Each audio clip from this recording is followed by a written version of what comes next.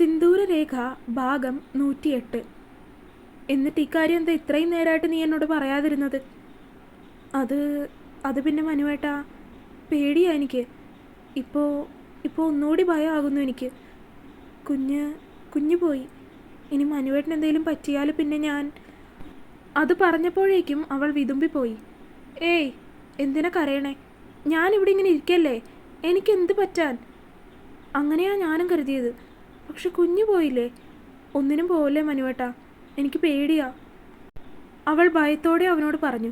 അവളുടെ ശബ്ദത്തിൽ നിന്ന് തന്നെ അവൾ വല്ലാതെ പേടിച്ചു പോയിട്ടുണ്ട് എന്നവന് മനസ്സിലായി. ഞാൻ എവിടെ പോവാനാ?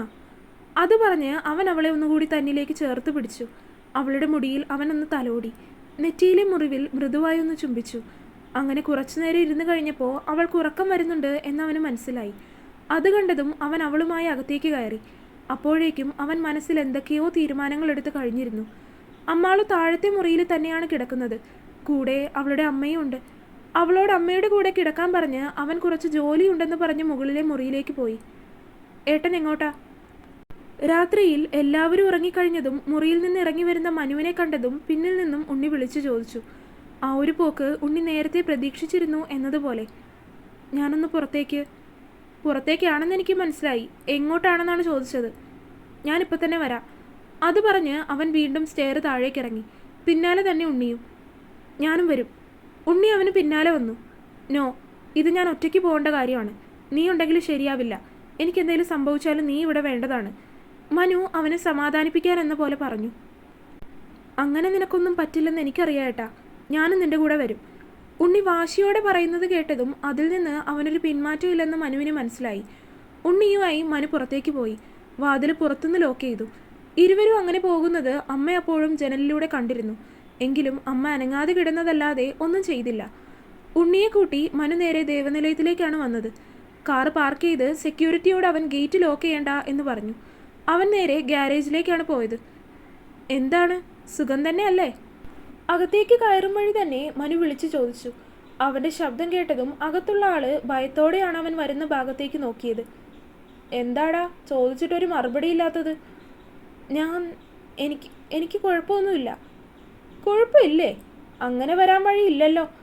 അയാളുടെ മറുപടിയെ കളിയാക്കും വിധത്തിൽ അവൻ തിരികെ ചോദിച്ചു. ഗീവർഗീസേട്ടോയ്, എന്നതാ ഇവിടെ ഇവന് സുഖവാസമായിരുന്നോ ഇത്രയും നാളും?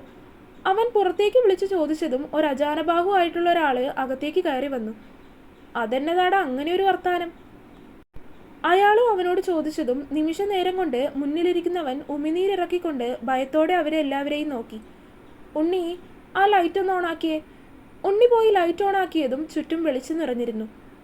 ആ, ഇതായിരുന്നു നിന്റെ സുഖവാസം? നീ അങ്ങ് പകുതിയായി പോയല്ലോടാ. അതെ, കൊഴുത്ത് ചിമ്പാൻസി കണക്കിരുന്ന മനുഷ്യനാ ഇപ്പോൾ ഇരിക്കുന്ന ഇരിപ്പ് നോക്കിയേട്ടാ. ഉണ്ണി കഷ്ടം വെച്ചെന്ന രീതിയിൽ പറഞ്ഞതും മനുവും ഗീവർഗീസും ഒരുപോലെ ചിരിച്ചു. കുറച്ച് മാസങ്ങൾക്ക് മുൻപ് എൻ്റെ അനിയനെ, അത് ഞങ്ങളുടെ പ്രോപ്പർട്ടിയിലുള്ളിൽ വെച്ച് നീ ആക്സിഡൻ്റ് ആക്കാൻ നോക്കി. അന്ന് മുതൽ ഇന്ന് വരെ പിന്നെ നീ പുറം ലോകം കണ്ടിട്ടില്ല. മനു പുച്ഛത്തോടെ പറഞ്ഞു. അവൻ അങ്ങനെ പറഞ്ഞതും ഉണ്ണിയും ആ ദിവസം ഓർക്കുകയായിരുന്നു. അമ്മയുടെ തറവാട്ടിൽ അമ്പലത്തിൽ ഉത്സവം നടക്കുന്ന സമയമായിരുന്നു. ഏട്ടൻ അന്നേരം ഒന്നും ഹോസ്പിറ്റലിലേക്ക് വരില്ല.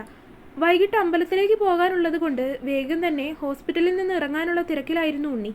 അതുകൊണ്ട് തന്നെ പാർക്കിംഗ് ഏരിയയിലേക്ക് അല്പം ധൃതിയിൽ നടന്നു വരികയായിരുന്നു. പക്ഷേ പെട്ടെന്ന് പിന്നിൽ നിന്നൊരു വണ്ടി വന്ന് തന്നെ ഇടിച്ചിടുകയായിരുന്നു. താൻ വീണത് കണ്ടപ്പോൾ തന്നെ അവിടെയുള്ള ഗാർഡ് തൻ്റെ അടുത്തേക്ക് വന്നിരുന്നു. അല്ലെങ്കിൽ ചിലപ്പോൾ ഒരുപക്ഷെ താൻ വീണ് കിടക്കുന്നത് കണ്ടപ്പോൾ വീണ്ടും ആ വണ്ടി തൻ്റെ മേലെ കൂടെ കയറിപ്പോയേനെ. പക്ഷേ കൃത്യസമയത്ത് അയാൾ അങ്ങോട്ടേക്ക് വന്നതുകൊണ്ട് മാത്രം അങ്ങനെ ഒരു അപകടം വീണ്ടും ഉണ്ടായില്ല. പക്ഷേ ആ ഒരു വീഴ്ചയിൽ തന്നെ തൻ്റെ നെറ്റിയിലും നല്ല രീതിയിലുള്ളൊരു മുറിവും കാലിൽ ചെറിയ ഫ്രാക്ചറും വന്നിട്ടുണ്ടായിരുന്നു. CCTV നോക്കിയത് കൊണ്ട് തന്നെ വണ്ടിയുടെ നമ്പറും അതിനുള്ളിലിരിക്കുന്ന ആളെയും കൃത്യമായിട്ട് തന്നെ മനസ്സിലാക്കാൻ കഴിഞ്ഞിരുന്നു. അങ്ങനെയാണ് ഏട്ടനെ വിളിക്കുന്നത്. ഏട്ടനെത്തി കുറച്ച് സമയത്തിനുള്ളിൽ തന്നെ CCTV പരിശോധിച്ച് അയാളെ പിടിക്കാനുള്ള കാര്യങ്ങളെല്ലാം ചെയ്തിട്ടുണ്ടായിരുന്നു. അങ്ങനെ അന്നത്തെ ദിവസം തന്നെ ഹോസ്പിറ്റലിൽ നിന്ന് തിരികെ ദേവനിലയത്തിലേക്ക് കൊണ്ടുവരുന്നതിന് മുന്നേ ആയിട്ട് തന്നെ ഏട്ടൻ വണ്ടി ഓടിച്ചിരുന്ന ആളെ പിടിച്ച് ദേവനിലയത്തിൽ എത്തിച്ചിട്ടുണ്ടായിരുന്നു. അതാണ് ഇവൻ. പക്ഷേ ഇവൻ വഴിയായിട്ട് ആരാണ് ഇവനെ കൊട്ടേഷൻ കൊടുത്തതെന്ന കാര്യം മാത്രമാണ് അറിയാൻ കഴിഞ്ഞത്. അത് വെച്ച് കണക്ട് ചെയ്ത് അന്വേഷിച്ച് വന്നപ്പോൾ ഇന്നിപ്പോൾ എല്ലാ കാര്യങ്ങളും പൂർണ്ണമായി അറിയുന്ന രീതിയിൽ കാര്യങ്ങളെല്ലാം അന്വേഷിച്ച് കണ്ടെത്താൻ തങ്ങൾക്ക് കഴിഞ്ഞിരുന്നു. ഇപ്പോൾ ഇവനെ കൊണ്ട് ആവശ്യമുള്ളത് കൊണ്ട് അവൻ്റെ കാര്യങ്ങളൊക്കെ നോക്കുന്നത് ഗീവർഗീസ് എന്ന ചേട്ടനാണ്. ആളിവിടെ അടുത്ത് തന്നെ ഉള്ളതാണ്.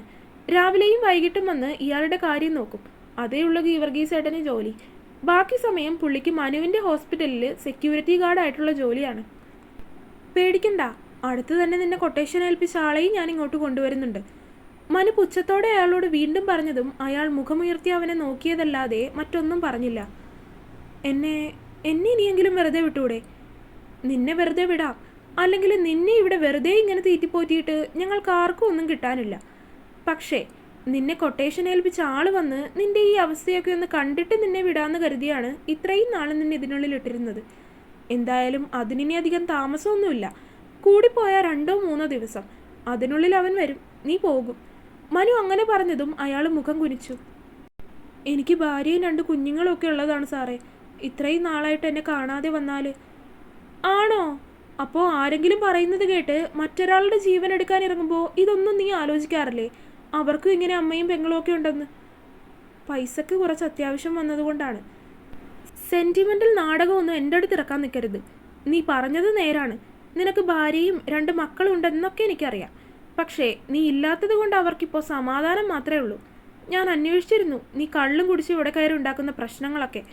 നിന്റെ ഭാര്യയും 2 കുഞ്ഞുങ്ങളും നിന്റെ ഭാര്യ ഒരു തുണിക്കടയിൽ ജോലിയെടുക്കുന്ന വരുമാനത്തിൽ സുഖമായിട്ട് കഴിയുന്നുണ്ട്. ഇനി നീയായിട്ട് ചെന്ന് അവർക്കൊരു പ്രശ്നം ഉണ്ടാക്കാതിരുന്നാൽ മതി. അവൻ്റെ ഒരു ഇമോഷണൽ ഡ്രാമ അടിച്ച് നിന്റെ അടിനാവ് കലക്കി കളയും ഞാൻ. അതുകൂടി പറഞ്ഞതും കള്ളം പിടിക്കപ്പെട്ടതുപോലെ പേടിയോടെ അയാൾ മതിലിൻ്റെ അരികിലേക്ക് ചേർന്നിരുന്നു. അങ്ങനെ നിന്നപ്പോൾ തന്നെ മനുവിന് ഫോണിലേക്ക് പെട്ടെന്നൊരു കോള് വന്നു. ഉണ്ണിയെ ഒന്ന് നോക്കിക്കൊണ്ട് അവൻ കോൾ അറ്റൻഡ് ചെയ്ത് പുറത്തേക്കിറങ്ങി.